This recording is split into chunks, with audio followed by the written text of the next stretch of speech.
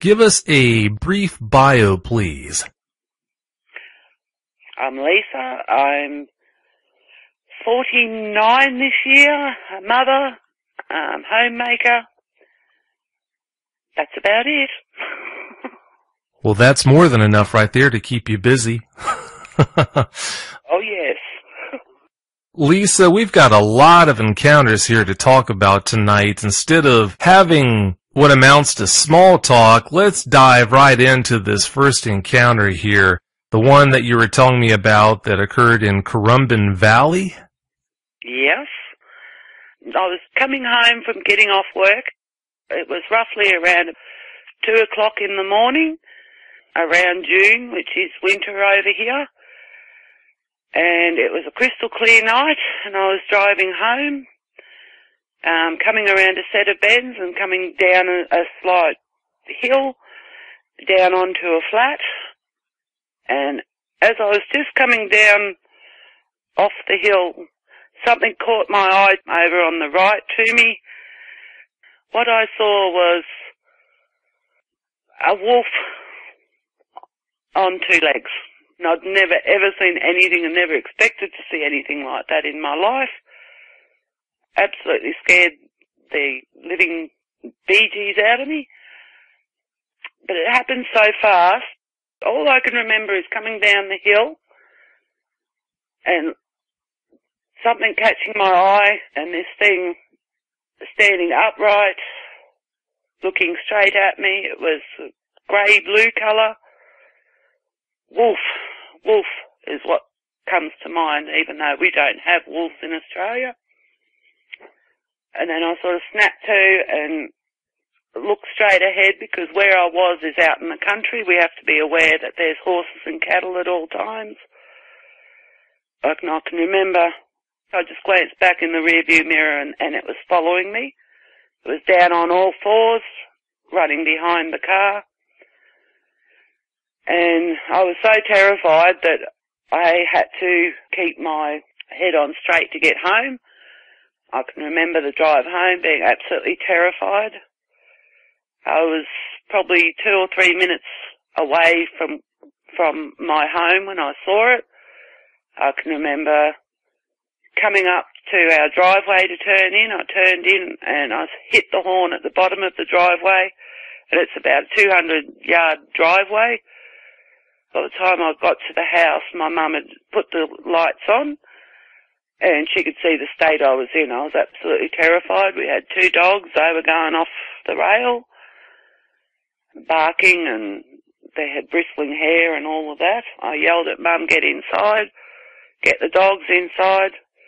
We did that, and I tried to tell her what I'd seen, but I was just so terrified I just couldn't put it into words. That was my first encounter. That's more than enough right there. If you had never had another encounter after that one, that would be enough for a lifetime. Before you had that encounter, had you ever heard about dogmen? Werewolves, as in movies, but no.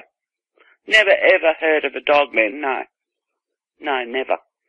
And even after my encounter, I couldn't find anything about, like there was werewolf stuff out there, but it wasn't until I came across your show that I'd realised what I'd actually seen.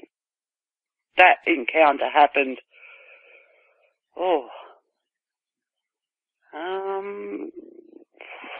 would have been around about 25, 26 when that happened, and I'm now 49, so I'm no good at maths.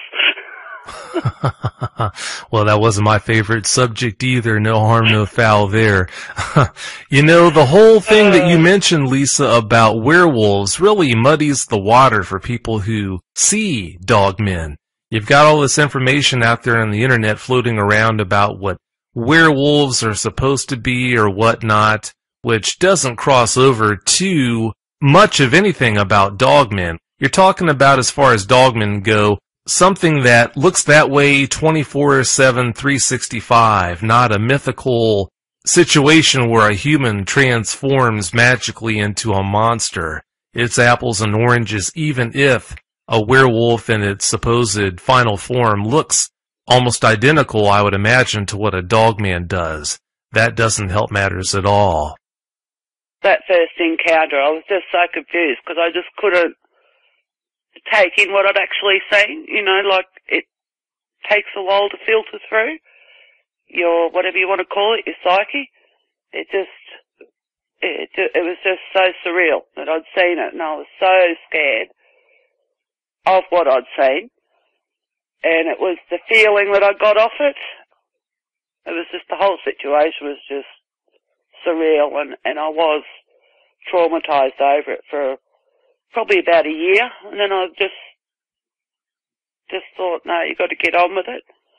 And because where we live, there's only one road in and one road out. So I had no choice but to deal with it.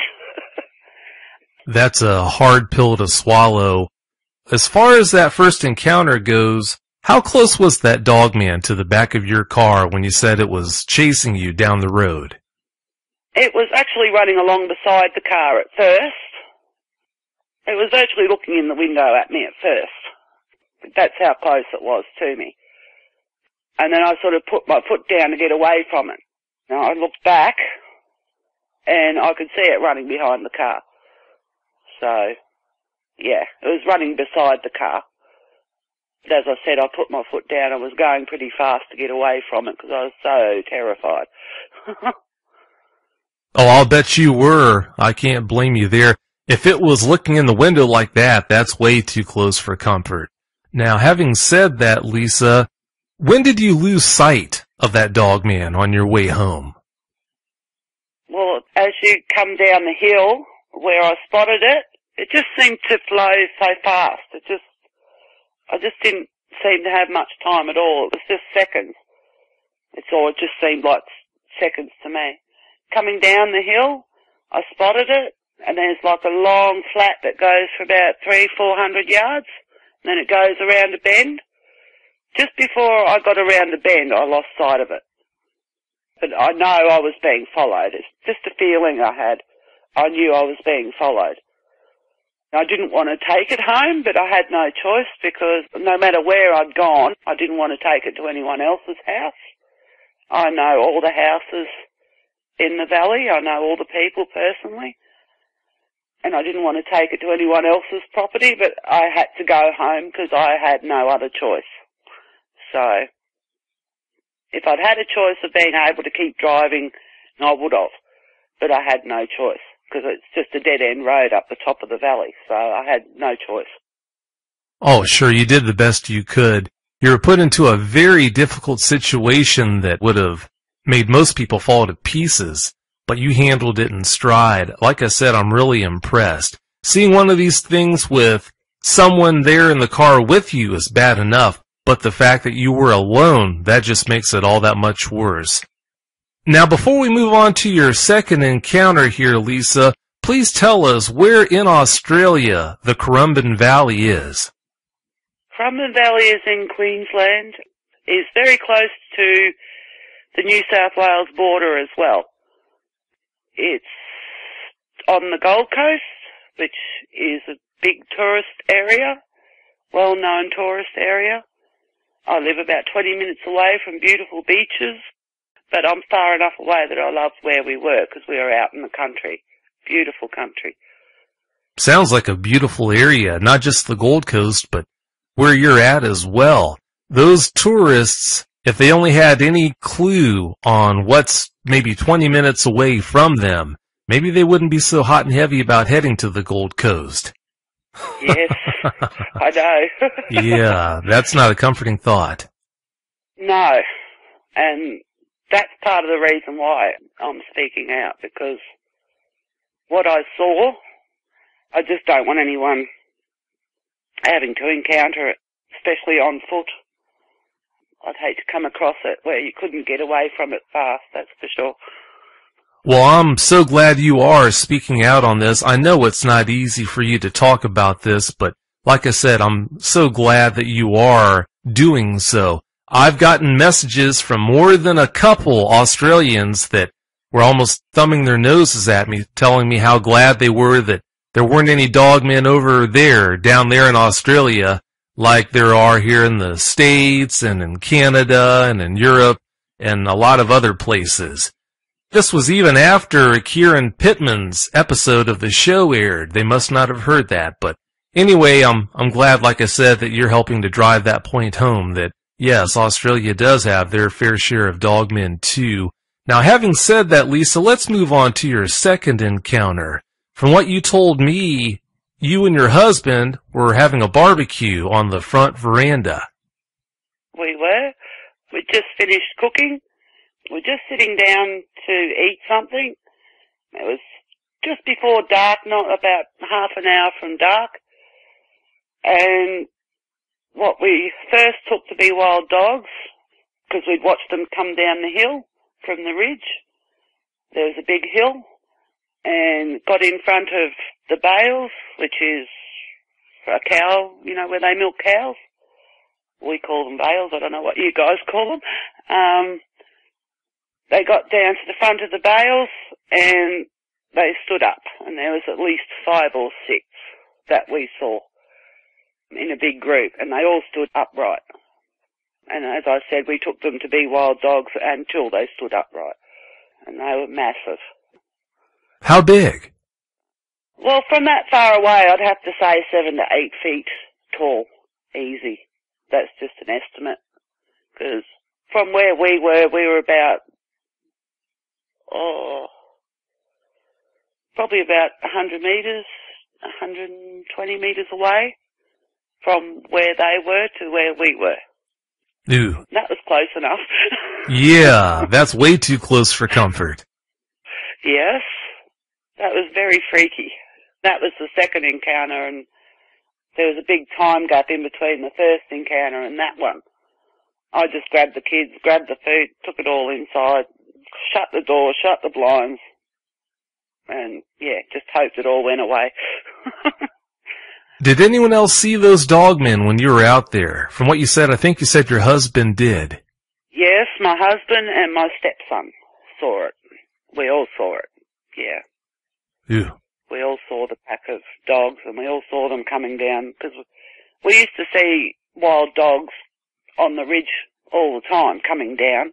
They had cattle on the property. It was a big property that we were on, and it wasn't unusual to see wild dogs coming down. But until, as I said, until they stood up, that's when we realised, no, that's no wild dog. So, yeah, we got inside. Yeah, I'd say that was a smart move.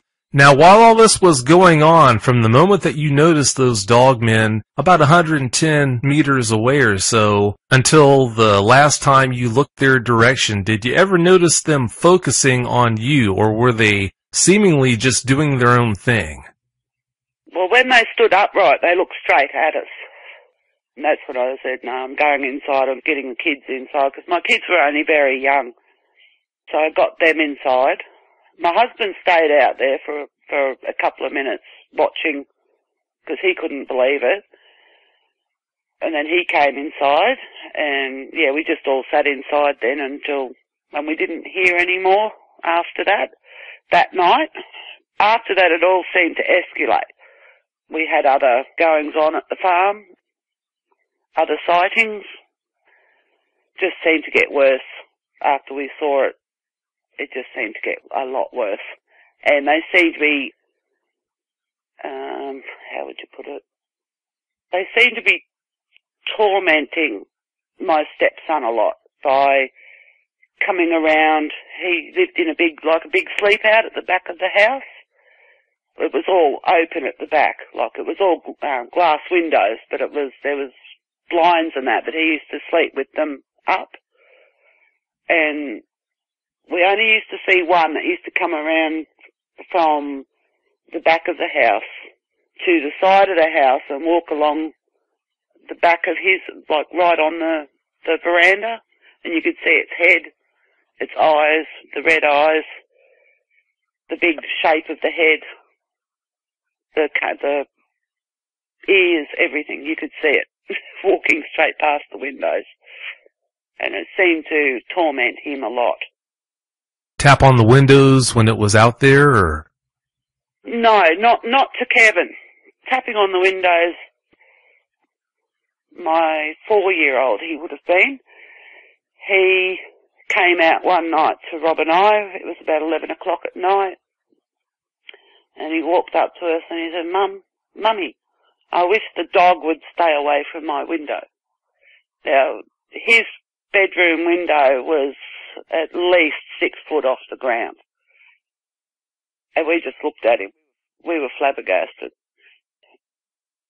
You could hear scratching and tapping on his window. And we always used to keep the blind down. But it wasn't until he came out to us that night that we realised what it was doing. That it was trying to attract his attention. And he was only 4 at the time. But as I said, it just took our breath away when he came out to us and said, Mummy, I wish that dog would go away. I'm glad that he was so young that he didn't realize what it really was. You talk about mental scarring. That wouldn't be good at all. No. He's been extremely lucky that he was too young to... He can remember certain things, but he can't remember that, which I'm grateful for. Thank goodness he can't. That is good news. With the second encounter that you were talking about here tonight, I wanted to ask you, I guess it's a safe bet to say that no one got a wink of sleep that night, did they? No, because they knew that we knew they were there, if that makes sense. After that encounter, when we saw the group, we never saw them in a group like that again. It was just the second encounter when they all stood up in that group. We never saw them in a group again after that. It was just one. But where you see one, and because we'd seen the group, we knew there was more. So that just alerted us, and we just never went out at night at all. My stepson used to go outside, and I just said to him, you're crazy, Kevin, knowing what's out there. You've seen it yourself. Why go out? He was in his 20s then. He was silly. And that led to another encounter for him, which we all saw and was absolutely terrified. Do you want me to go on to that one? I do in just a second here, Lisa. I want to ask you before we do cover that, though, if the pack of dogmen that you saw, 5 or 6 of them, if they were about 100 to 110 meters away, were they standing in grass where you could get a good look at their leg structure and all that, or what? No, we didn't get a look at their leg structure, mainly because it was just too far away and going on dark. But when they stood up, you could see the ears, and you could see that it was a dog, but a dog that stood on 2 legs. Like it had the canine head. It had. I can't remember seeing the legs. Where they were, it was sort of down a slope a bit as well, where they stood up. It wasn't flat ground. If they'd been standing on flat ground, we might have, but I can't remember seeing the legs. All I remember is the ears, the head, and the dark colour. I just took off inside after that. I didn't wait around to see any more. Oh, I don't think anyone could blame you there. If you would, please do tell us about the encounter that you were about to mention. My stepson had gone out to use his mobile, which you could only use out near the shed where we used to park the cars. It's a big shed. He was on one side of the barn. My husband was standing outside, on the veranda, not outside, on the veranda. He was looking straight at Kevin. He could see this dog man coming around from the back of the house. Kevin was at the front of the barn. There was the house, the barn. Kevin was standing in front, and this thing was coming, like, circling around from the back. It was night time. We had all the lights on, because we had big spotlights out there. Kevin was talking on the phone, and he was one side of the barn, and the dog man was the other. My husband was yelling out to him to get inside. Very panicked. He had a panicked sound to his voice, and that alerted me. And I've looked out the kitchen window, which you look out the kitchen window and you're looking at the barn to the side. My husband repeated again, Kevin, look behind you, get inside. And as he said that, he's come inside, he's locked the door, bolted the door. Kevin's looked behind him and started running because by then he could see it.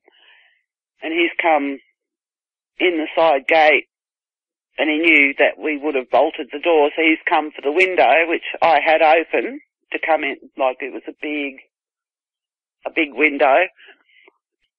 He's jumped through the window, I've slammed the window shut and locked it, and I was face to face with it. So I copped the full brunt of that one.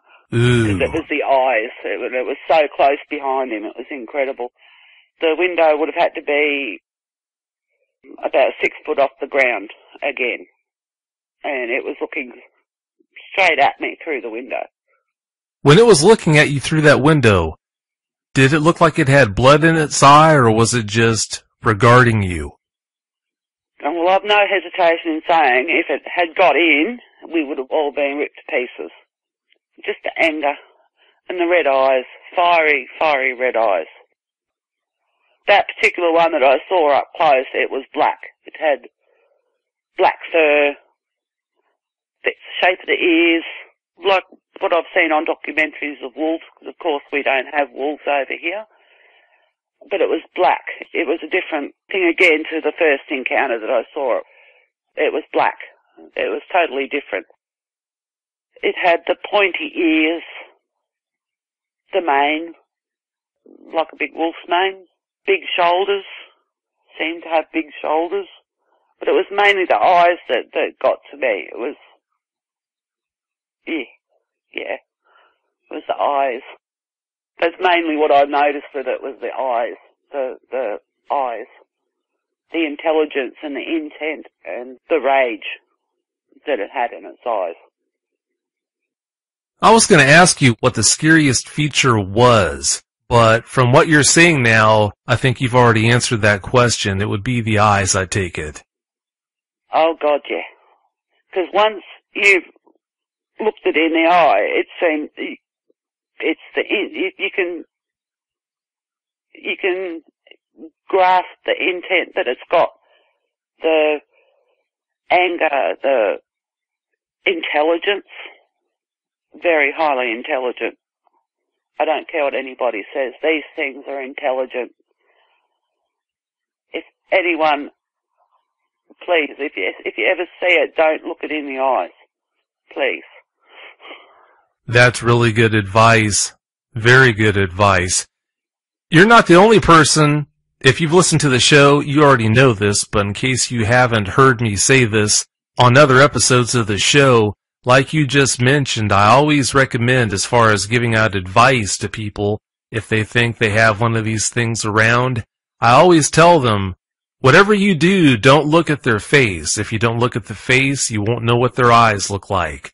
If you don't know what their eyes look like, you're doing yourself a huge favor, because the eyes, that's what makes an eyewitness sit up in the middle of the night soaking wet with sweat. How scary those eyes are, boring holes through you and everything. And it was the intelligence. That's the thing that really freaked me out, was the intelligence. You could virtually see in its eyes what it wanted to do to you, if that makes sense. It does make good sense. That's what got to me, was the eyes. And that haunted me for quite a while. With that encounter, that was the eyes, because it was so close. I mean, it was face to, virtually looking, I was one side of the glass and it was the other, and if it wanted to get in, it had the intelligence to get in. Knowing that, it just really put us on high alert after that. Because we had other things happen. Like it used to come to the back door and rattle it. I mean, blow on it and the door would have opened. We could never lock it. It was an old farmhouse. And it used to rattle it just to let you know it was there. There's no uncertain terms of that. It'd really rattle it. Ew. It just used to do everything it could to put you on high alert. Rather than my bedroom, our bedroom used to outlook, like it just used to come onto the front veranda where we'd been having that barbecue. that used to come onto the veranda and stand at that window. And our bed used to come, we had the bed up against the window. We never had it open all the way, and we used to have it locked to a certain so it couldn't open it, but we used to leave it open a good 2 inches. And you could hear it out there. And you just freeze in the middle of the night. You just freeze because you knew it was there. There's just no two ways about it. And I think in one of the shows that you did, the bloke said the feeling that you get when they're around. I think it was last week's show I heard. The feeling that you get when they're around. Yeah, that's what we had big time. It's just this feeling. It's just, there's no words for it. It's just a feeling, and you get to know that feeling really well. And it's like going on high alert. All the bells go off and everything slams down. That's what it's like. That's horrible. You and your family were prisoners in your own home. Basically, yeah. We were renting the house, and we only stayed there for a year. We got right out of the area after that. But I still have to go and visit because my mum's still there. Through the day, I'm not worried at all. Come night time, I get a bit antsy because we have been followed. I only live about 20 minutes away from where my mum is. I live in New South Wales now, but I'm only like 20 minutes away from where my mum lives. So it's not that far away.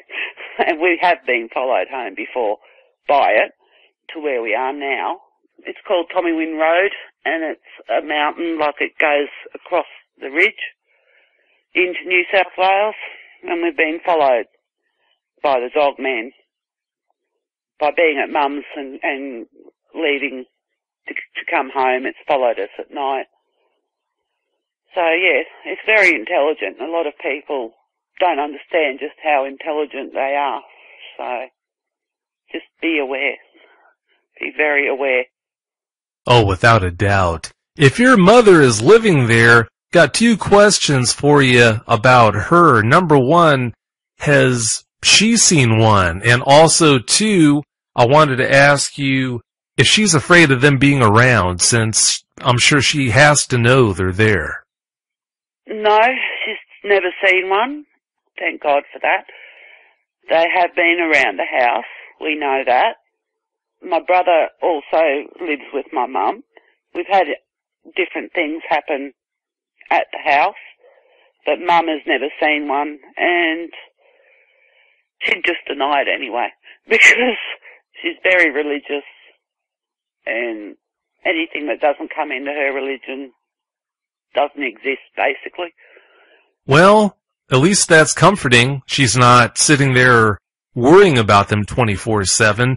I hope that doesn't leave her vulnerable, but at least she seems to be dealing with it really well. As far as that house goes also, Lisa, I wanted to ask you to back up just a little bit. That time when Kevin ran from that dog man and dove through that window, was it dusky dark when this happened, or was it full-blown dark at that time? It was full dark. Full dark. And being the country, we don't have any street lights around us. We had the floodlights on, so you could see it crystal clear. So, but normally around the property, it is very dark at night. It's very, very dark. There was another incident that happened. I'm not clear whether this happened when you lived there at that house, but there was an incident where you had a knock at the front door. Yes, it was at the same property. I was asleep.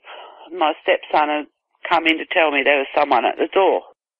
So he went and answered the door, and I came out, and there was a group of 3 or 4 young blokes saying, "We've hit your dog." I said, "What do you mean?" And then he explained that they've been coming along, and it's 80 kilometres along this big flat where we were. They were coming along, heading to Currumbin, and they'd hit a big black dog. He said it was a big black dog. and they'd hit it and it had gone over the bank. They'd stopped and they got out and they were searching down on the bank for it, and they were searching for it for about 10 minutes, and they came over to us and they were saying that they'd hit our big black dog. And I just looked at him and I said, mate, we don't have a big black dog. I said to him, if you know any of the myths and legends of Crumman Valley, I said, you get back in your car and get going and don't stop for anything, because that, I'm sure, was the dog man that they hit. Yeah, that's not a good situation, having them out there looking around for this supposed black dog in the dark. Not good. No. And the same thing happened to my brother as well, where I had my first encounter. He was coming home with a friend of his, and he hit a black dog. He stopped the car and he got out and was searching for it, and he couldn't find anything, and he just hopped back in, and there was a big dent in the car where he hit the dog on the back panel of the car. He said it just wasn't there. I said, do you realise what you hit? He said, but I didn't realise until I got back in the car. Where I had the first encounter, that's where he'd hit the dog. Well, sometimes you're better off not knowing what's really going on. It sounds like that's exactly the situation he was in. If he had known what was going on, maybe that wouldn't have been as good as how it turned out. Yeah. Yeah, he was very lucky. Oh, I'd say so. You briefly mentioned a legend that was created in and around that Currumbin Valley, Lisa. Could you tell us about that legend? Oh, there's just supposed to be a legend of a werewolf in Crumman Valley that walks the road, so to speak. And of course, when I had the first encounter, knowing that story, that's what I thought it was at first. Because as I said, I'd never heard of Dogman before. It just walks the road.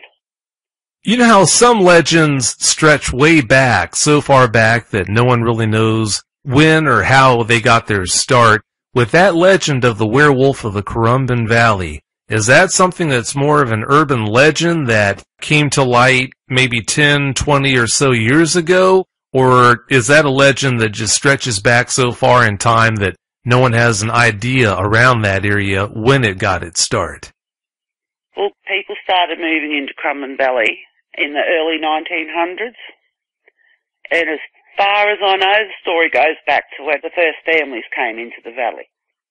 Well, you know how it is, Lisa, with a lot of legends, maybe even most legends. They get their start because of having some basis in fact. Considering what you've been seeing around there, I don't have to guess how that legend got its start. Exactly. Unfortunately. Yes. Moving on, you had a 17-year-old nephew who saw a dog man. Tell us about that, please. It wasn't actually my nephew, it was two of his mates. They were camping down on the flats, directly down in front of my mum's. My nephew had come back to his nan's house, my mum's house, for something, I don't know what it was, and he left his two mates down there. Now, while he was away, he went back, and the two boys that had stayed on the flats were absolutely terrified because they said they saw a black dog. And they were terrified by it. And they all had to go back up to Mum's to stay the night. They weren't going to stay down there, not after what they'd seen. Yeah, I don't see how a campout could ever be the same if you knew that one of these things was prowling around. No, and I think that's how it moves through, is along the creeks, because the creeks don't have houses too close to them because it floods.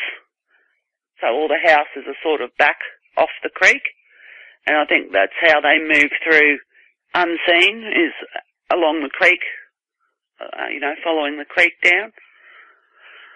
I think that's how they move through not being seen, is down along the creeks. That makes sense.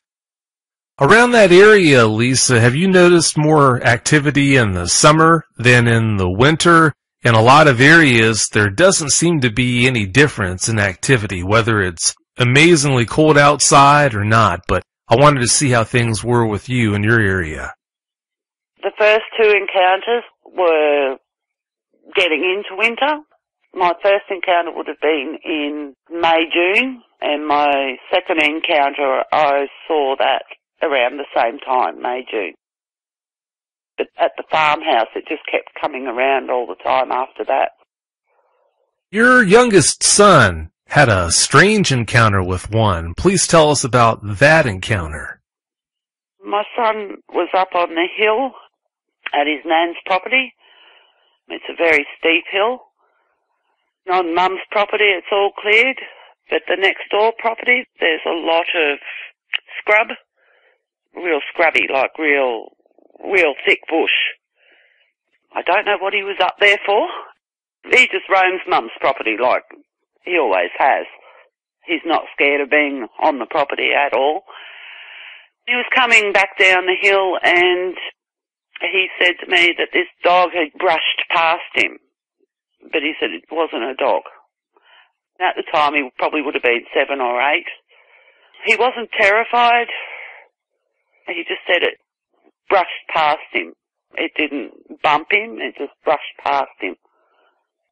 It just happened that fast that it came out of the scrub and the woods to where he was and brushed past him. I didn't know what to think on that one. I don't want to think too closely on that one. I can't say I'll blame you. It makes you wonder what that was all about, what it had on its mind to do something like that. I have no idea. I've got my theories, but I mean, that's just my theory. I'd love to hear it if you wouldn't mind sharing it. Well, my theory is they know who lives on the properties and who are the visitors. They know. I've no doubt they know. They just know. Because most of the properties out at Crumman Valley are 10 acre, 20 acre, up to 100 acres. They're all fully wooded, like a lot of them have a lot of wood on them, bush. I have no doubt that they know who's meant to be there and who isn't. I've no doubt of that.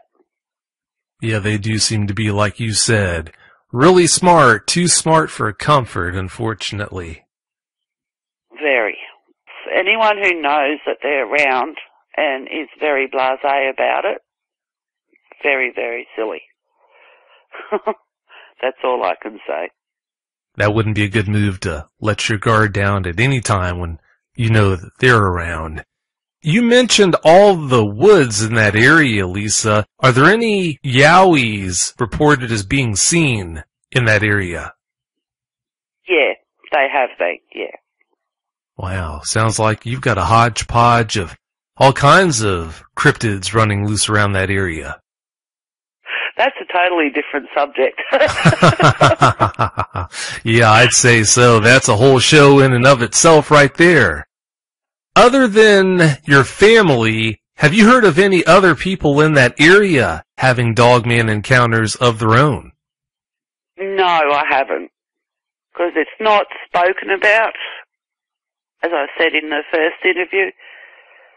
It's just not spoken about. You don't hear anything. I have heard of cases of animals being tied up at the back of houses and they've come out in the morning and these animals are just ripped to shreds. Nothing in Australia could do that. Like just ripped to pieces. The worst we've got are snakes. Crocodiles aren't anywhere near where we are. We've got snakes, we've got spiders. They're about our worst thing. We don't have bears, we don't have wolves, we have dingoes, but dingoes wouldn't even rip anything like that. Just shredded, apparently. There was a property up behind Mum's. They'd tied a goat to the back of the house on a big lead. When they came out in the morning, the animal was just shredded, just ripped apart. If you hadn't have had all that activity and all those encounters with dogmen like you've had, I guess that would leave you scratching your head, wondering what could have done that, but having seen what you've seen, there doesn't seem to be much of a mystery as to what did shred those animals that were tied up behind the houses and everything. Yeah, I've no doubt what it was. I know there has been other cases. They just thought it might have been a yowie that had done it.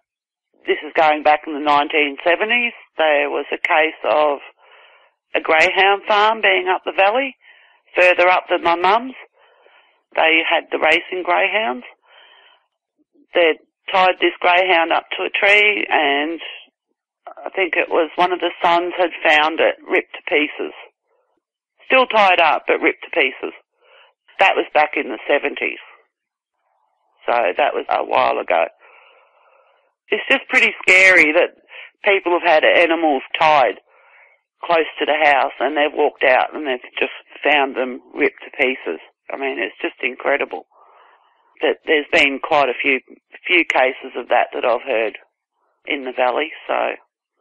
It is incredible, and it is scary, the idea that they do things like that. There was another encounter, Lisa, that you mentioned to me about a gentleman who was, I believe this gentleman jumped into a pool somewhere out in the bush and found out that he unfortunately wasn't alone. Could you tell us about that? That was my husband, Rob.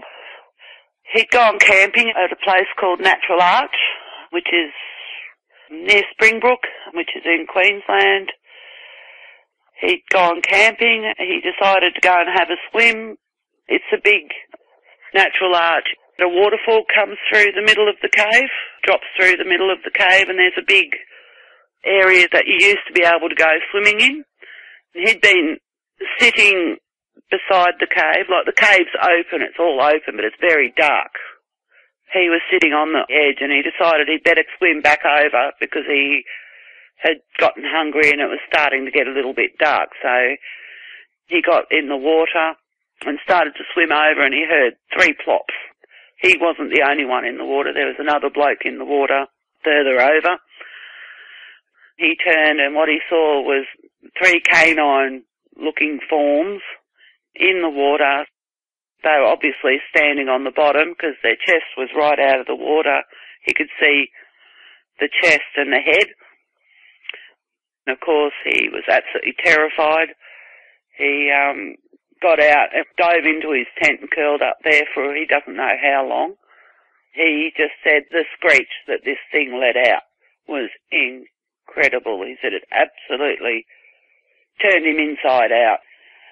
He finally got enough wits to get himself out of the tent and into the car and up this road that they had to get up. Natural Arch is the type of place that you don't drive at night because it's a mountain. It's a very mountainous road. It's very dangerous. He said he stopped the car and he ran to the toilets and locked himself into the toilet. And he just curled up in a ball. He said he thought he was dead that night. He could hear them outside walking around, and as he said, he just thought he was dead. He just thought his life was gone. He was waiting all night for these things to break in and kill him, basically. He had a big breakdown over it. He was that traumatised from it. He put himself into a mental asylum for about 3 or 4 months because he just couldn't believe what he'd seen, and and still to this day it terrifies him, absolutely terrifies him to even speak of it. You can hear the terror in his voice. It's just horrible. Wow, that's just too much for anyone to have to go through. Rob saw what he saw. I hope that he is able to deal with it the best way he can and pull through it. I've spoken with Rob before. He sounds and seems like a really nice guy. He's gorgeous. He's seen a lot and been around a lot. He's not a bloke that would back off. He doesn't scare easy. But as I said, what he went through, that was his first encounter and it just terrified him. He didn't know what to think, what to feel after seeing that. His life was turned inside out. So, yeah, that's what happened to him. His life was turned inside out, as anyone who had gone through something like that their life would have been turned inside out as well.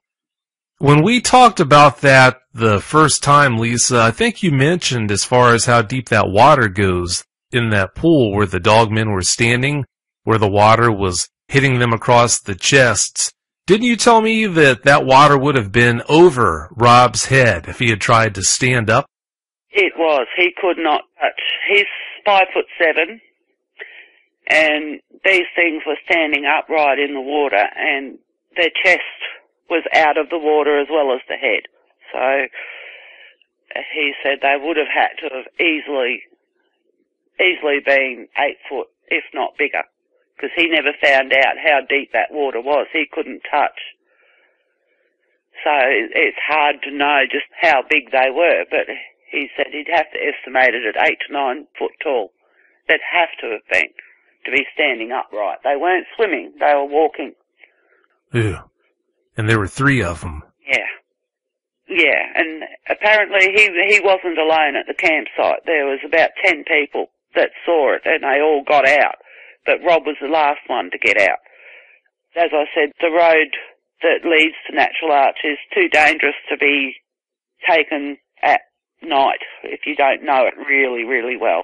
I wouldn't take it, because it's very windy, it's very mountainous, you know. Yeah, it sounds to me like he did the only thing he could. They sure know what buttons to push to send people over the edge with fear. The fact that he locked himself into that public restroom there and they still were walking around outside just trying to scare him to death, that says it all right there about where they're coming from. That's horrible. Yeah. Knowing he was alone by himself, he didn't go camping with anybody else. He just went by himself, and it was a well-known spot. There was always other people there camping. They would have all seen it, and they would have all heard it when it screeched. Well, his words, it screeched. He said it just froze his blood when it screeched. That's what did it for him. It was the scream that really put him over the edge. It was the screech, whatever you want to call it. I've heard that scream that they make. I call it a scream. It's not a howl. It's not a screech. It's a sound by itself that you just can't explain. It just makes you sick to the stomach. It brings instant fear.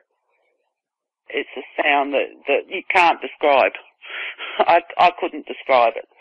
It was just awful. It just curdles your blood. Yeah, that screaming sound that they make, that's something that the last 3 guests, if I remember correctly, they've all mentioned that screaming sound that they make and how horrible it is. So, yeah, it's not just you who's heard that and has had to try and get over hearing something like that. Well, that was his big thing. Mine were the eyes, his was the screech, whatever you want to call it. That did hit him. That haunted him for quite a while, and it still does to this day. He gets very, very nervous, as you know. He's talked to me about it, but he wouldn't talk to anybody else because he just gets too overwhelmed with it. He can see it in front of him again, and it's horrible. It's horrible. I don't have that reaction. I don't know why. I have no idea. All I know is it wasn't going to take my life, you know, like it wasn't going to overrule me. It's my life to lead, and I'm going to lead it. This thing's not going to get the best of me. And that's how I got over it. But as I said, Rob has never got over it. As I said to you in the first interview, there's nothing on the dog man in Australia. There's just nothing. It's nothing. You cannot find information unless you look it up on YouTube, and then you get all of the American stuff, which thank God I did, because that's where I found a lot of the information. But originally when I saw it, I tried to find information on it, and I couldn't find anything. Nothing that even resembled it. And that's very frustrating, because, I mean, I couldn't have been the only one that has seen one of these things. I knew that, but how I could find other people, I had no idea. It wasn't until I came across your show that I've actually been able to listen to other people's encounters and thought, oh, thank God I'm not the only one out there that has seen one of these things. I'm not going mad. It puts a real strain on you. How do you explain it? You can't. You can't explain it to yourself, let alone anyone else. It's just the way it is. As I said, especially in Australia, because there's no information at all on the Dogman. So you've got to research somewhere else, and my son put me on to Dogman encounters. So thank you, Jakey. Well, I'm so glad that he did find the show and was able to let you know about it. The fact that you found the show and it's helped you, that right there is what makes this whole Dogman Encounters thing worthwhile. That's why I created the show, was to help someone just like you. The fact that you felt so isolated, you were in a place, Australia, where there really wasn't any information or support on these things, like you just said. Having that resource, that information there that you found when you found out about me, the fact that it helped you, I can't tell you how much that means to me. That's such good news. As far as Rob goes, please do remind him. Sometimes, for someone who has lived through a nightmare like Rob has, sometimes the best thing to do is not to talk about it, but at other times, the best thing someone like that can do is to talk about it. If there ever is a time where I could help by talking to Rob about how he's feeling about what happened to him, answer any more questions for him, please do let him know I'm always here. That's great to know. Thanks, Vic.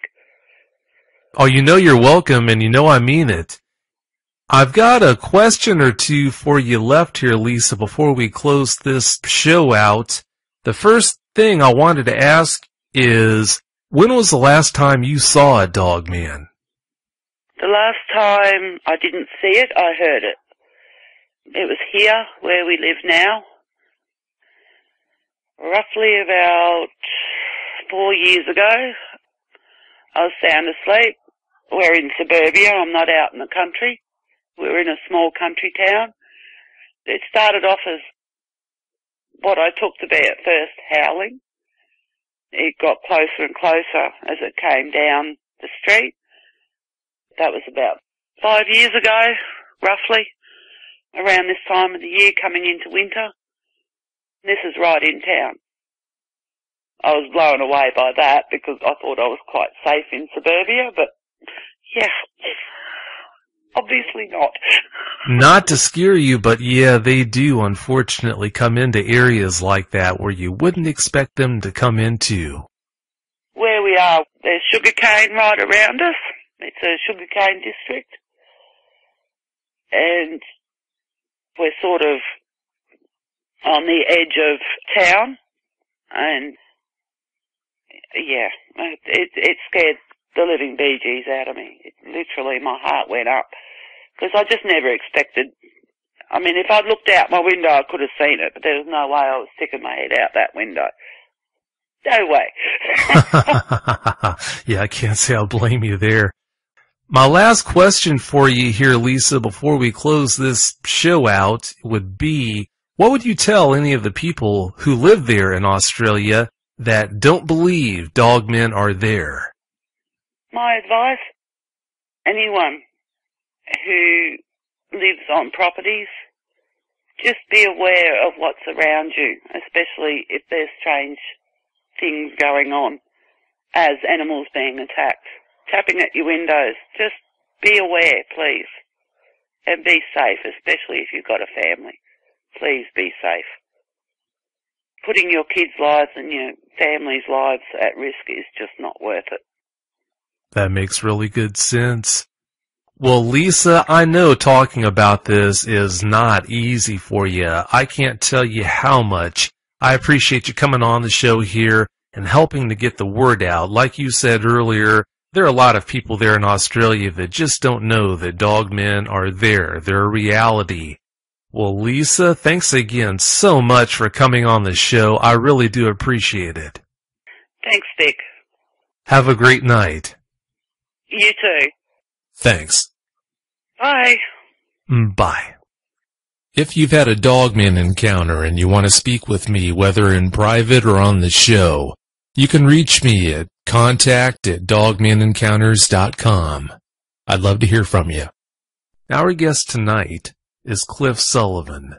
Cliff, welcome to Dogman Encounters Radio. Thanks so much for coming. Thanks for having me, Dick. Cliff, please give us a brief bio on yourself. I'm 49 years old, raised in Montana, lived in Nebraska, Iowa, hunted in Nebraska, Iowa, Montana, Minnesota, both of the Dakotas, Idaho, Washington. Spent a lot of time out of doors. It sounds like you did a lot of moving around. What was the reason for that? Well, it was travel. We would go to hunt. My dad would take my brother and I hunting. We would just go everywhere. Hunting, fishing, turkey, deer, antelope, pheasant. I was never really big on waterfowl, so I never liked the duck hunt. Basically, hunting was just the way you contributed to the household when you were younger. Everybody in my family had a deer tag when they were old enough to get one. It helped put food on the table, I guess. We traveled all over. My family is all from Iowa and Nebraska, and then we moved to Montana when I was young. Speaking of traveling, you currently live in Bangkok. What's the story behind that? Unfortunately, I wish there was an exotic reason for me being here. I came several years ago with some friends and went back, got rid of everything I owned, and moved here. I love it. I was diagnosed with osteoarthritis a couple years ago. That's a degenerative joint disorder, and my Pacific Northwest home there in Oregon was a rainy, cold son of a gun, which was not conducive for a pleasant life with that arthritis. But over here, the pain is cut in half easily, and I can get around better as well. But I do love it here. The people are great. The food is amazing. Everything's fresh, and just, I love it. Love it. It goes without saying, Cliff, you're a man of high adventure. When I called you the other day to set up this interview, you were in the jungle on your cell phone when you answered. I couldn't believe it. My girlfriend's family is from there in Surin, Thailand, outside of Surin, and yeah, it's. I was kind of surprised. There's like zero technology there. I forget about cell phones. I forget about everything there. And when she brought the phone over and said it was for me, I was taken aback. I was like, there's got to be some mistake. And it was you. And I was like, oh my God. Yeah, I didn't know what to think when you told me that you're right there by the border of Cambodia in the middle of the jungle. I thought, wow. It was about 2:30 a.m. stateside. I was talking to you. You said the kids were swimming and everything, having a good time. I could hear them in the background. I didn't know what to think. Oh, yeah. Oh, yeah. And it's the hot season here right now, and the rainy season. It's like Africa hot here right now. It'll melt you right in your shoes. It's very hot here right now. Which, again, it takes getting used to, just like anywhere. Oh, I'd say so. I can only imagine what kind of heat you're talking about there. Before we get into the details of the encounter you had there, Cliff, you're a very talented sculptor. Please tell us about the sculptures you've created, anything you'd like to share about how you got into that, anything like that at all. I started doing Bigfoot sculptures, Sasquatch, and I did my first one, gosh, I don't even know how long ago now, but I did 6 original sculptures of the Sasquatch, and I called them the Forest Giants. And I have a Facebook page on the Forest Giants. And from there, I went, and there was a huge response to the work, and I was very happy that it was so well received, and grateful, very thankful that everyone liked it. Then I did a chupacabra that was hugely popular, and his eyes light up. You plug him in, he's got red eyes. And then I did the dog man. I always wanted to do a dog man. And I've done aliens. I just do, I don't know what my theme really would be there, I guess. It's just, I guess if it interests me, I like to try to do my best creating it in clay. But I also do life drawing, and I do painting as well. Well, you're a man of many talents. The sculptures that I've seen that you've done are nothing short of amazing. In fact, that Dogman sculpture that you sent me the picture of, I'm going to post a pic of that on the YouTube version of the show so everyone can see the quality of work that you do. It's just amazing. Well, thank you very much, Vic. Switching gears here, when you were young, were you into monsters? Did you know about Bigfoot? Anything like that? Well, I grew up in the 70s, so yes, I definitely heard about Bigfoot, and I was always a believer. I didn't really have any reason or evidence as a little kid to be a believer, but I just knew without question they were out there. And again, growing up where I did, there was a lot of Native American people around me, and I had heard stories from around Choteau, Montana, so many encounters with the Sasquatch that will never make it to the website or be reported, simply because those people up there just aren't that way. It's just something you don't. They'll never make it to a database. Put it that way. But there's stories that I heard from people that I trusted, and boy, it just really lit the fire for me. And as I said, I did a lot of hunting. Started very young. The encounter that I had with this creature happened while I was hunting. My memory is not as focused as so many of your guests, which I apologize for, but to be honest, there's many things about this that are lost to me. That was part of my incentive in contacting you to begin with, because I've had several encounters with the Sasquatch. I've seen them. I've received a gift from them. I've had the what do you call that? Infrasound, where you get just dropped to your knees, sick and shaken in your boots. That's happened to me before, but never with the intensity that when I saw that thing there in Nebraska. Wow, there's just a lot of that situation that was, I guess, I'll never know. I'll never remember. And I guess I can explain that when I tell you about the encounter. But, and as we've talked before, I'd love to have answers, and I know you don't have the answers, Vic. I know nobody does. Nobody can. And that's kind of the doggone it moment right there. It's like you're not going to get the answers. I know it's frustrating. Let's jump right into this and have you tell us about your encounter, if you don't mind. Sure. We were hunting in Nebraska. The location, it was between Shelby, Nebraska and Columbus, Nebraska. I was in a tree stand that I had built with my father. He was probably 3/4 of a mile away in another tree stand. And if you've ever been to Nebraska, but it's a lot of cornfields, huge cornfields. And there's these rows of trees that separate these cornfields, I guess. you'd say. I'm really unsure of their actual purpose, but they're called a shelter belt. That's all I was told that's what they were called. And we used to walk them for pheasants, and we deer hunt in them. They're maybe 50 to 75 yards wide. No, not even that. I'd say maybe 50 yards wide.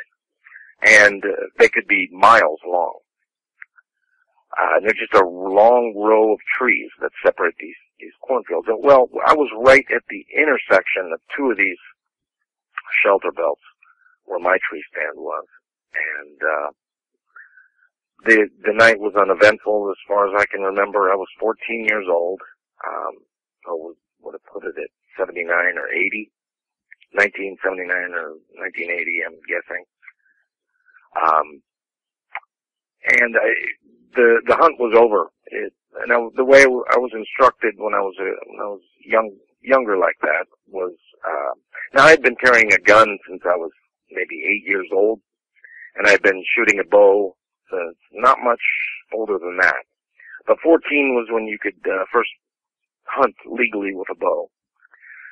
I'd been in the stand all night, and it had gotten dark. Now you can hunt usually about a half an hour or so after dark, where you can see what you're doing. The deal was, my father was that he would come down and pick me up after the hunt, and after the night was over. And I had sat in the stand all night. It had got dark, and there was snow on the ground. And that was the only reason I was able to see what I saw of this creature. And it was, you know, after seeing the Bigfoot, it's not like I was having picnics with the Bigfoot every day, but I have seen them.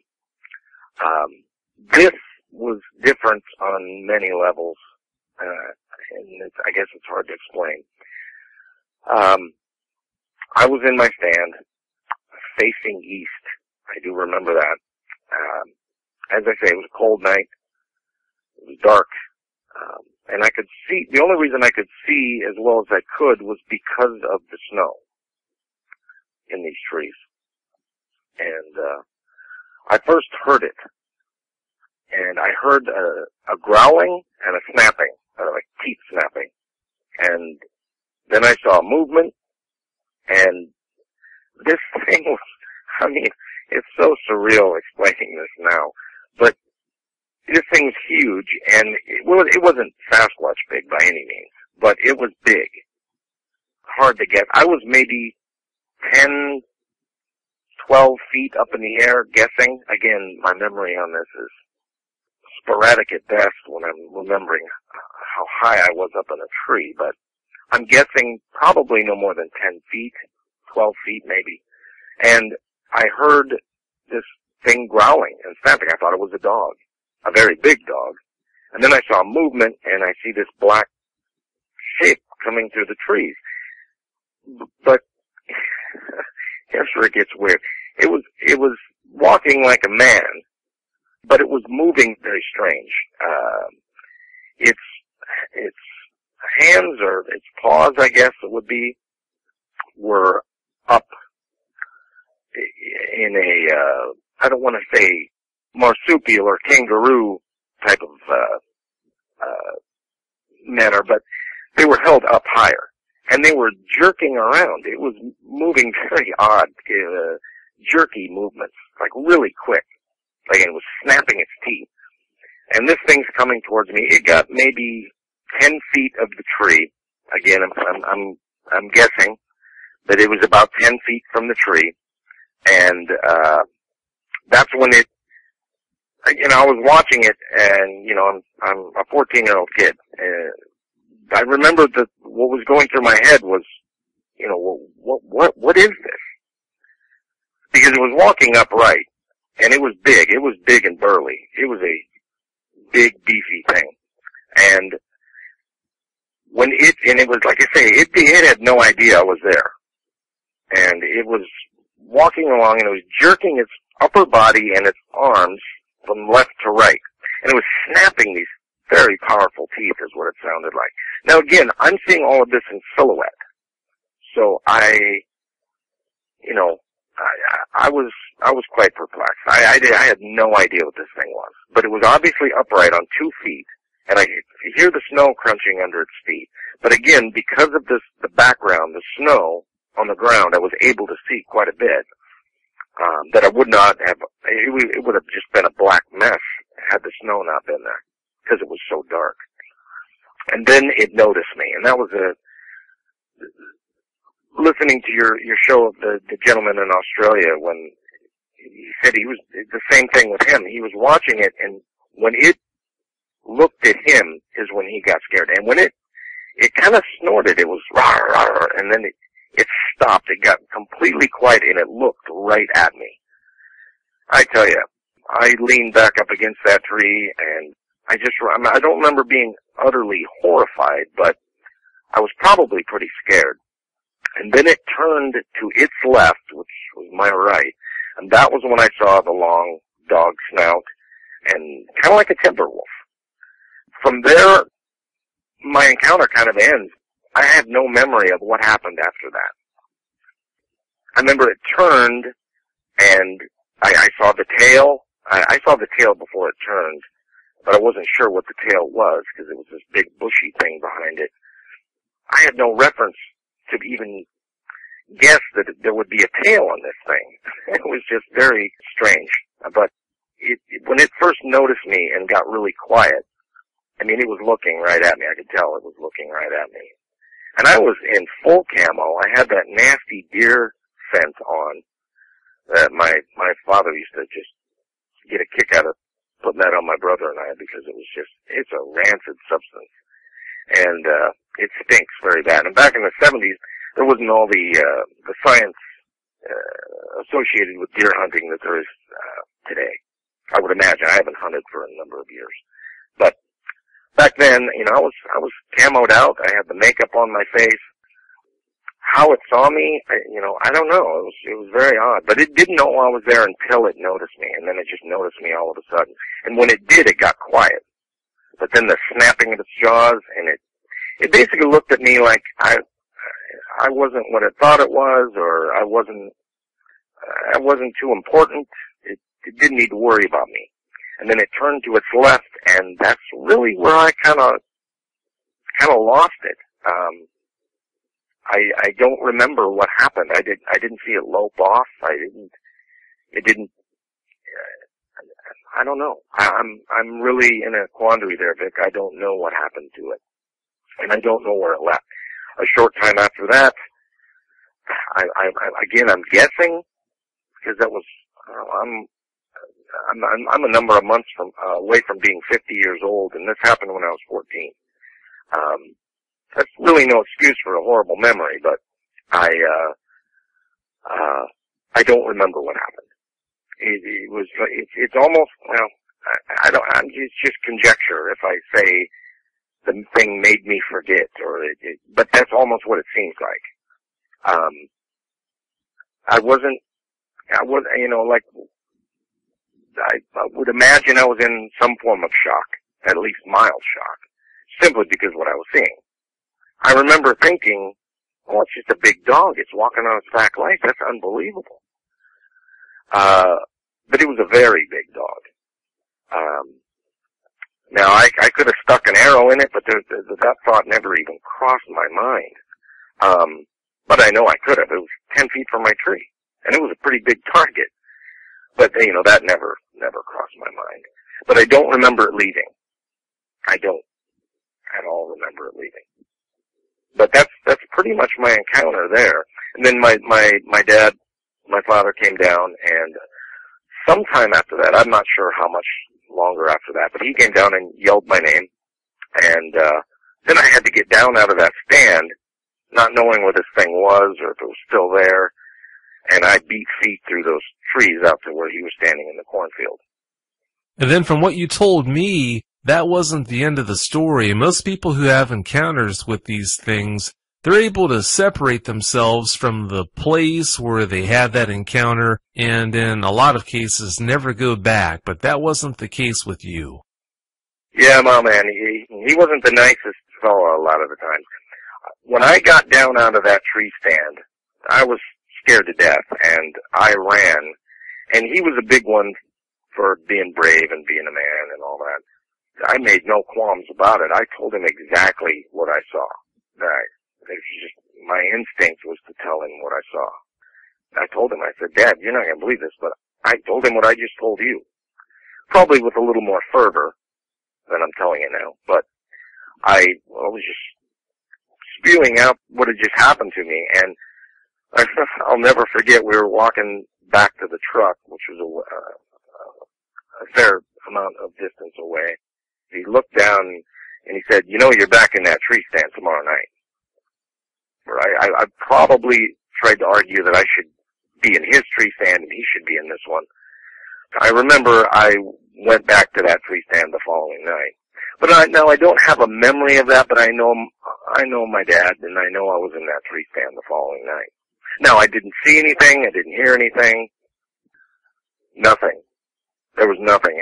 And again, I would like to stress that I loved hunting, and I loved being outdoors all the time, but there was no real big video games, and TV time was very minimal back then. We got like an hour, and there was a lot of chores and a lot of work, and I lived on a 26 stall horse barn we had right down at the bottom of the hill, which another part of this story happens there. But there wasn't a lot of, there was no way I mistook what I saw. I know exactly what I saw. This thing looked like a big dog. But it was definitely on its back legs, and I remember seeing the dog legs. Listening to your past shows, you often ask if the person noticed the legs were more like a human or more like a canine. These were definitely canine legs. And I only saw this through a silhouette in the snow. When it turned is when I saw the dog legs. And I remember right then is when you get that really uneasy feeling, at least I did, looking at this thing.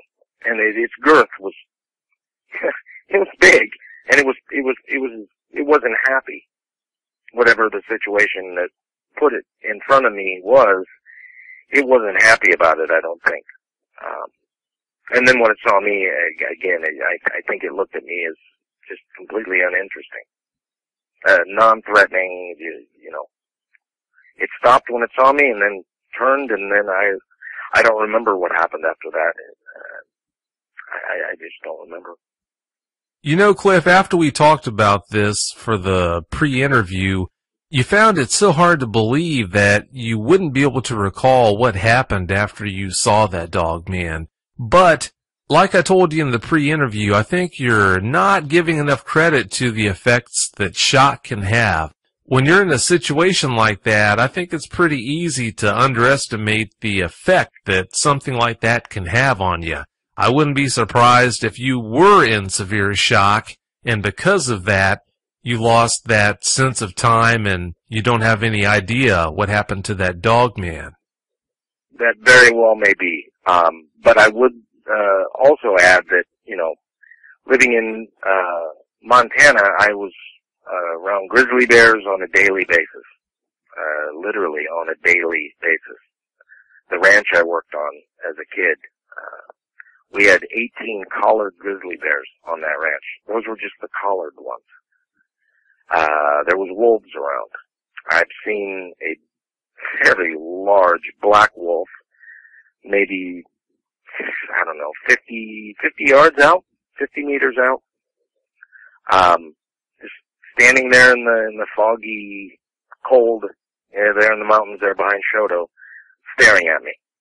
I'm no stranger to, or at least I wasn't anymore. I am living in Bangkok, Thailand, but back then I was, very, very comfortable and very used to, the out of doors. I was there every day fishing, I'd saddle my horse and ride off, you know. I've never had a face-to-face encounter with a mountain lion, but my dad hunted them for years with dogs. I've seen them. I know they're everywhere, and they're very big up there. And I know when you can tell when they're around because, you know, you can hear them. And that's something like that would put me in shock. I would think more than seeing a giant dog walking on its back legs. And that's why I'm just in such a quandary over why did I lose that memory right there? And it's always stuck with me. I remember I told my dad and my brother, and I've never told anybody this story, short of you. You were the first person, and I haven't talked about this story since it happened. I told none of my friends, at least I don't remember telling any of them. And it wasn't for fear of ridicule. I've never been one to care about what other people think. I just don't.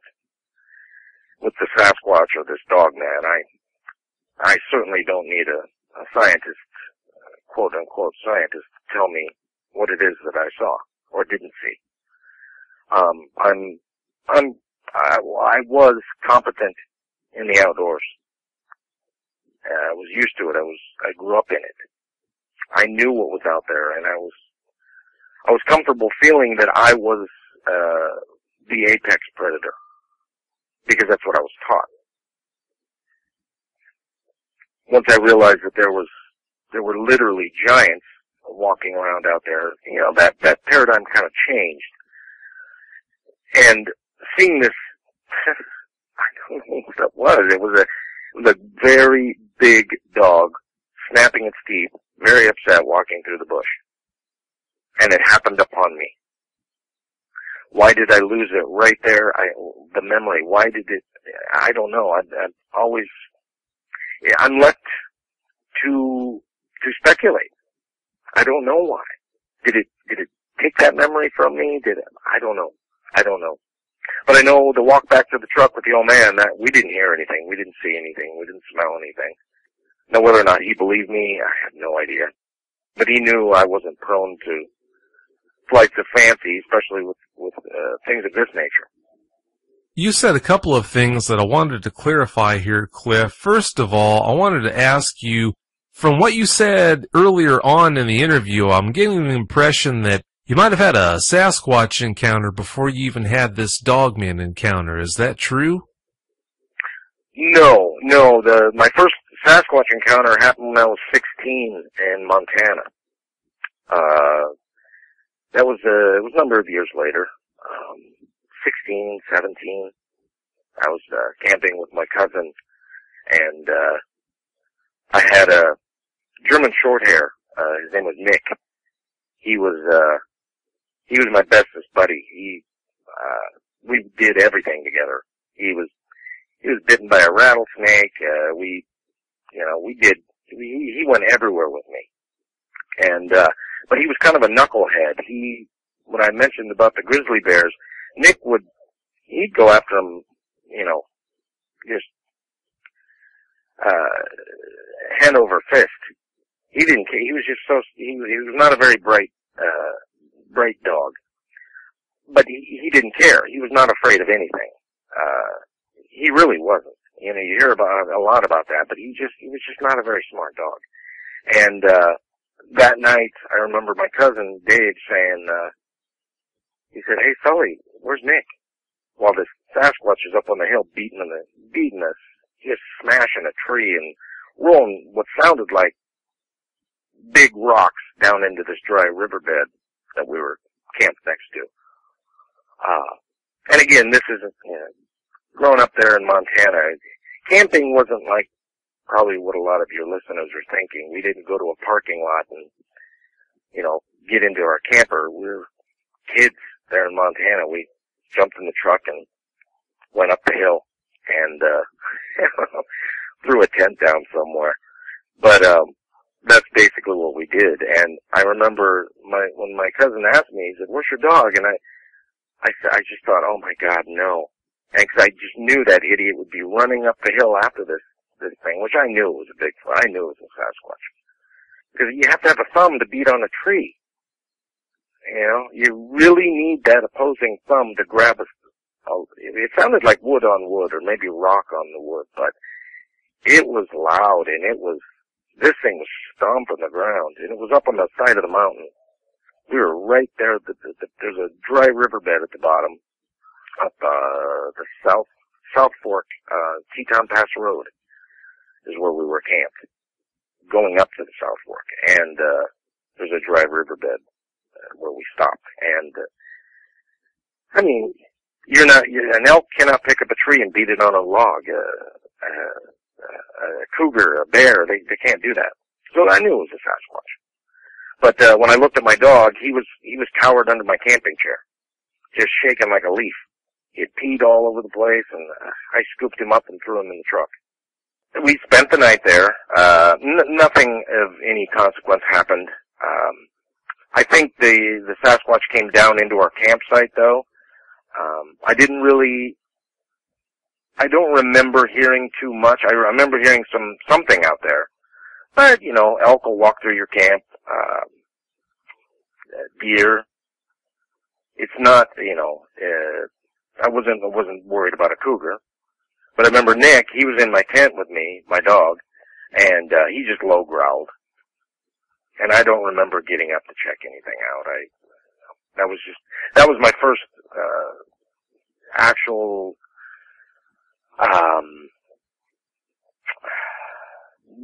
Sasquatch encounter. Yeah, for sure.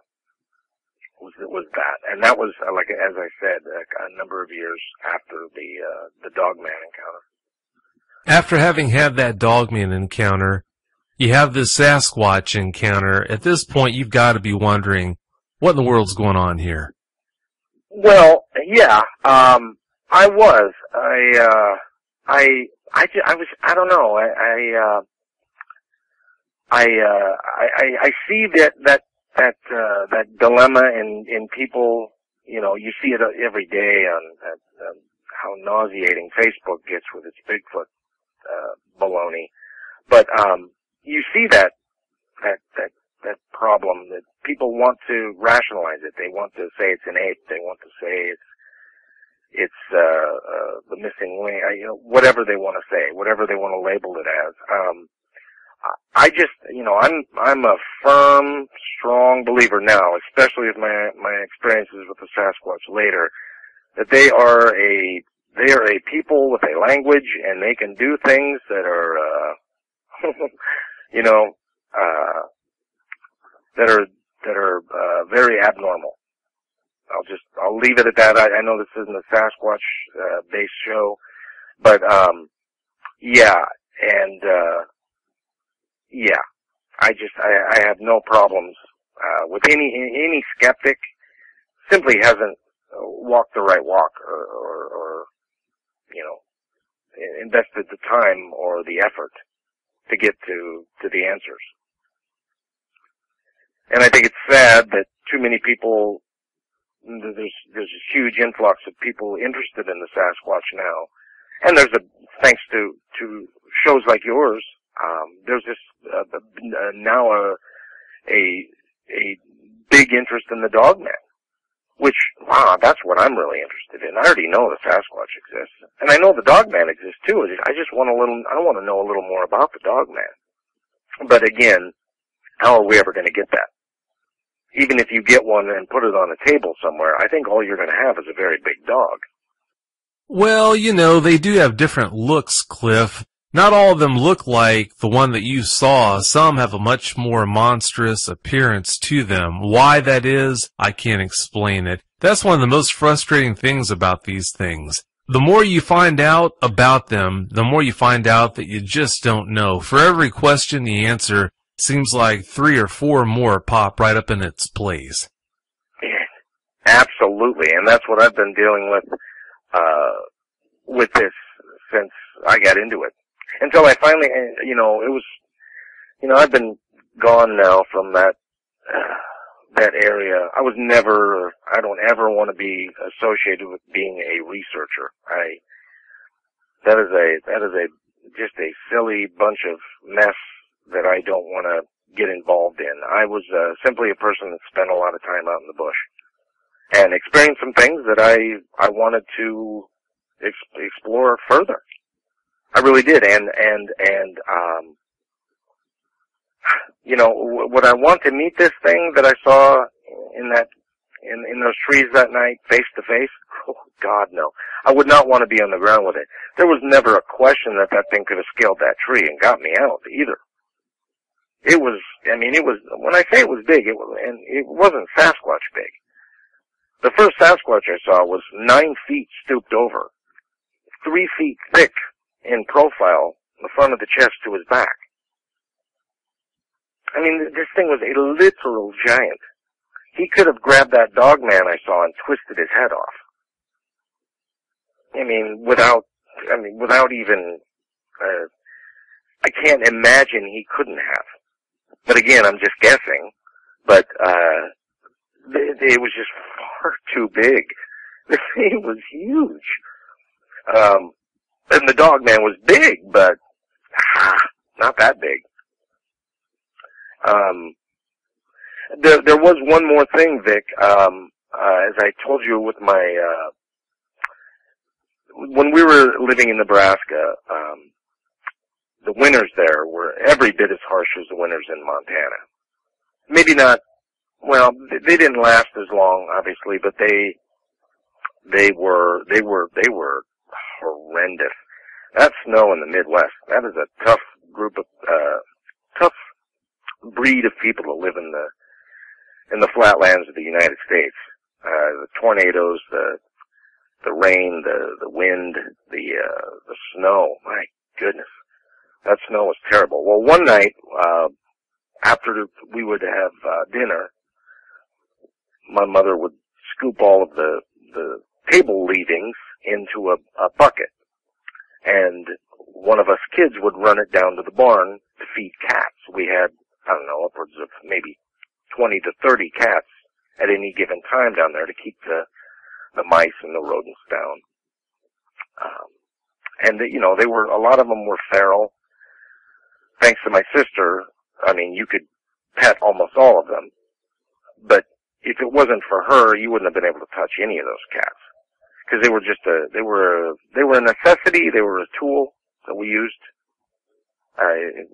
Maybe that's hard to understand. We were not mean to them. They had one place to sleep, and they got fed regularly. But they were not a loved, cuddly pet like you see the videos of all the time on Facebook. These things they were very akin to a wild animal. But anyway, we would feed them every night, this big bucket of scraps. And my brother and I were going down to the barn one night, and it was dark, and it was a blizzard. Boy, it was a straight up 30, 40 mile an hour winds, dumping snow. So we bundled up and we walked the, 100 meters, 120 meters down to the barn, down the hill, and opened the door, did our chores down there. We had to bring some horses in, put some out, blah, blah, blah, whatever. And we dumped the cat food, I would imagine. I don't have any memory of that, but that's what we were down there to do. We're coming back up, and my brother was just here visiting last year, and I asked him about this. It was weird that I remember asking him, "Do you remember that?" And he said, "Yeah. There's a big tree. It was to our left. And the gate that the old man, our dad, put up, it was, there was no fence for the people to walk through. It was a jog to the right and then a jog to the left, maybe 1.5 feet wide, so the horses couldn't get through. It was a big wooden fence. And it was just before that little, jog to the right and jog to the left. I don't know if I'm explaining that right, but it's a way to get through the fence without climbing through it, and the horses can't get through it, if that makes any sense. Well, that's what we had in this fence, and I thought then that thing I saw in the trees must have followed me back. When we walked by that tree, whatever was to the left of that tree, now it's pitch black. You can't see your hand in front of your face. It's blowing snow. It'll cut your face if the snow hits your face. It's blowing so hard. We're walking, and this thing roared so loud that through the stocking hat, through the wind and the snow hitting us, it shook my chest. And I remember my brother was in front of me, and I picked him up. There was a contemplation, I'm sure, to push him down in the snow and run. Because as you've said, you don't have to outrun the dog man. You just have to outrun the person you're with. And I was willing to sacrifice my little brother, I think, at that split second. But I remember I picked him up and threw him in front of me, and he was faster than me anyway. He took off running and darted through that little jog in the fence, and we ran all the way back up the hill and busted in the side of the garage, heaving and just terrified. This thing, whatever it was, it sounded straight out of a Hollywood movie. The only problem was out in the middle of nowhere on a farm, on a horse ranch. In the middle of the night, maybe 8, 9 o'clock at night during a blizzard. And it was right to the left of that tree. Now, I do remember the next day, Patrick, my brother, and I, we walked out and looked around that area. I don't remember if we found anything. I'm sure there was tracks all around there, but it would have been snowed over anyway. And I don't remember seeing anything. But could that have been the thing? Maybe. I don't know. But I do remember quite well that incident with the roar happened after I saw that the creature, the dog man, the dog walking on its back legs, in the trees while I was hunting. So, I never really put the two and two together until I started listening to your show, and then deciding to, share this with you. And then I thought, maybe there was some correlation there. But again, that's pure speculation, Vic. How long after your encounter with the dog man at the tree stand did this encounter happen? Well, I don't know. Your hunting season, your bow hunting season, Nebraska, I think it goes from September to December. Don't quote me on that because, again, I'm 50. I haven't hunted since I was 18. And this happened when I was 14. So I'm guessing a number of maybe a month and a half. The winters were just vicious. So it couldn't have been too long. It was the same winter. I know that. How far from home was that tree stand where you had that encounter? That would have been maybe 2 miles. Close. Yeah. Maybe mile and 3/4, 2 miles, I'm guessing. Yeah, 'cause we pheasant hunt down there all the time. Quail hunt, turtle dove, you name it. I had a gun for it, and I shot at it. Now, not to be a bloodthirsty anything. I was just, it was just the way you contributed to the household. And that's the way we were all raised. Oh, sure, you've got to put food on the table. But again, on the same token, we have grocery stores, you can go buy food and this and that. My entire family would go hungry before they ate cow when we could eat elk or deer, venison. We didn't eat chicken. We ate turkey, or we ate pheasant, or we ate quail, or we ate turtle dove. I wasn't a big fan of waterfowl, but yeah, for sure. We didn't, I remember in Montana, I would get a half a side of beef, from the ranch I worked on every year, and I never ate it. I would always end up giving it away because of the deer. I had deer and elk. And once you get that, you get a good supply, a good diet of deer and elk, you won't want to eat cow. Oh, I understand. That does make sense. Now, something I wanted to ask you here, Cliff. After the first encounter, I get the impression that you were able to function pretty much as normal. You were able to go out into the woods and do what you needed and wanted to do without any major ill effects. But after this second encounter left you so scared that you and your brother took off running for the garage. Were there lingering side effects, you not wanting to go out into the woods? Maybe it left you unable to go out into the woods. Well, I don't really remember any, and as I said, Vic, I did not want to go back to that tree stand. The last thing I wanted to do was go to that thing, go and sit in that tree again. I just knew that dog man was going to be there. It was watching me. It was sitting there. But, you know, if I'm being 100% honest right now, Vic, I don't really remember those thoughts. I'm just guessing I had them in my head because I knew myself pretty well back then, as well as a 14-year-old kid can. I knew that I didn't want to, but I also knew what my old man told me. He said, you know, you're back in that tree stand tomorrow, boy. We didn't build that thing, blah, blah, blah, blah, blah, blah. And I was like, yes, sir, I'm going. So I just don't have a lucid memory of climbing into the tree stand the following night, but I guarantee you I was. There's no question. The old man would have relished me climbing into that stand knowing I was scared. You know, just to work it out of me. And I'm thankful that he did. Because, you know, had I been allowed to pamper that wound, I probably would have been reluctant to go. Because I tell you, in Montana, I would saddle my horse and just go. My horse and my dog and myself. In Oregon, I would go solo. I lived in Oregon for almost 26 years, 27 years. Had a lot of Sasquatch encounters. Not like it would happen on a daily basis by any means, but I knew where they were, and I knew, I learned, I didn't know, I learned what not to do, and I learned how to have more interactions. That was stop carrying a camera. And if I have any advice for anybody, if you don't want a dog man to bother you, carry a camera with you.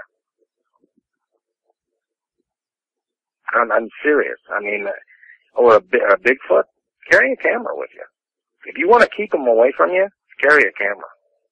It is funny how they seem to disappear when you have a camera on hand. That's where I have my problem with all these quote-unquote researchers and skeptics, is that they're unwilling to open their mind all the way. And if I have any advice for anyone, it's don't nail anything down. We don't know anything about the dog man. And we know equally as much about the Sasquatch. My understanding is, and again, this is only my understanding, it's the middle ground that I came to walking around in the bush in Oregon, where I would see tracks, I would see tree breaks, I would see some amazing trail markers, and then I did some research. I hate that word as it pertains to Bigfoot, but I actually looked up, what the way Native Americans would mark a trail to see if game was going on it, and I talked to some Native American friends, and they told me, that's definitely something that would have been utilized by the Native Americans, and that's where I would in Oregon there, and I don't want to give a location because I was on a show one time, and I was interviewed about my art, and I blabbed too much about where I was, and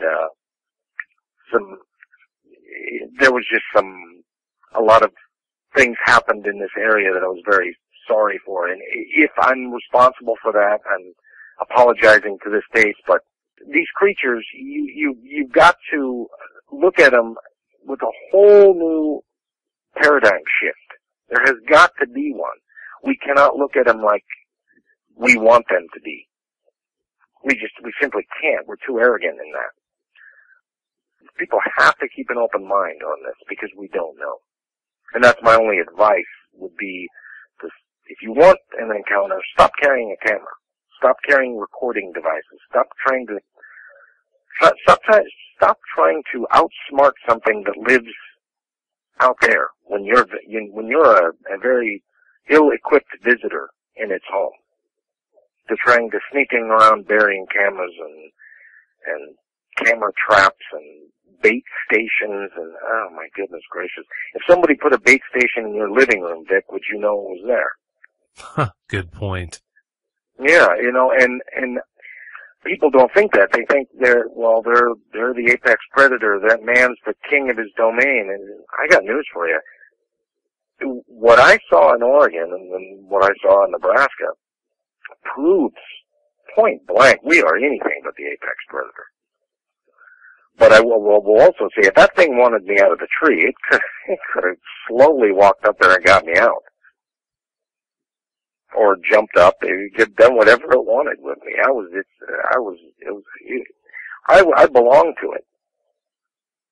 And it was a big, angry, snarling, teeth-snapping monster.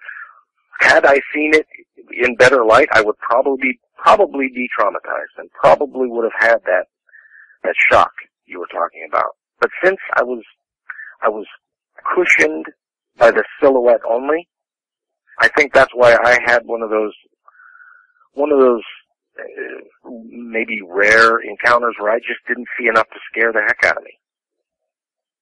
Does that make any sense? That does make good sense. Since it was only silhouetted, you didn't have a chance to see the eyes or, like you said, any of the other features that would have really left an impression on you. Absolutely. But the movements were, there's no way that I misinterpreted what I saw.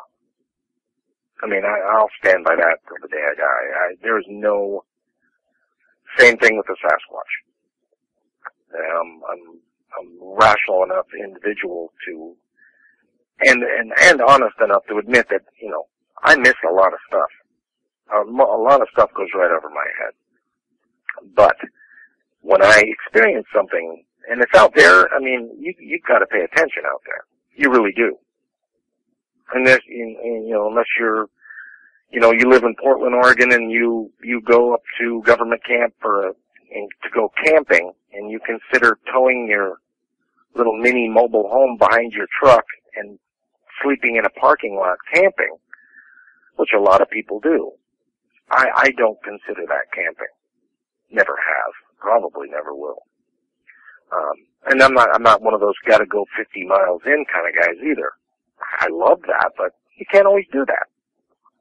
But the day walk, the day hike, going in the morning, coming out at night, I've done those. And, never had any dogman, at least that I know of, in Oregon. A lot of Sasquatch, though. I wouldn't want to be a dogman in Oregon. There's too many Sasquatch. I wouldn't be surprised if there are a lot more dogmen in Oregon than what most people would ever imagine. That very well may be. I don't know. And, I get homesick for the States and my monster, I don't like that word, going out into the bush, just going for hikes and seeing what I can see and experiencing what I can experience. I miss those days. I really do. I love Thailand. I love it. But, you don't have that here. There's no animals here. Cliff, I think it's about time to wrap this show up. Do you have any closing comments you'd like to share? No, other than to say thank you very much, Vic. I'm not saying a huge weight has been lifted off of me by sharing the story, but it's done something for me. I feel, I'm not sure how I feel. I'm happy that I was able to share it. I know these things are out there. Now, whether it's just some, a dog that taught itself to walk upright or trained to walk upright is absolutely not the answer. This thing was there alone in the bush, snapping its teeth and jerking its arms around in a very strange fashion. So, And again, to keep an open mind, we don't have anything figured out yet. We don't. We really don't. We don't know anything for certain. And until we do, people should really keep an open mind on everything. That would be my only advice. And again, as I said earlier, if you want to have an encounter with a Sasquatch or a Dogman or any of these creatures, don't go into the forest carrying a camera and expecting to trick them, because it's not going to happen. Very well said. Well, I can't thank you enough for coming on, Cliff, and sharing those encounters with us. I really do appreciate it. No problem, Dick. Thank you very much for doing what you do. Love your show. Well, thank you much for the good words. Don't be a stranger, okay? You either, Vic. That's not a problem. Well, have a great night. You too. Thank you. Bye-bye. Bye. If you've had a Dogman encounter and you want to speak with me, whether in private or on the show, you can reach me at contact@dogmanencounters.com. I'd love to hear from you.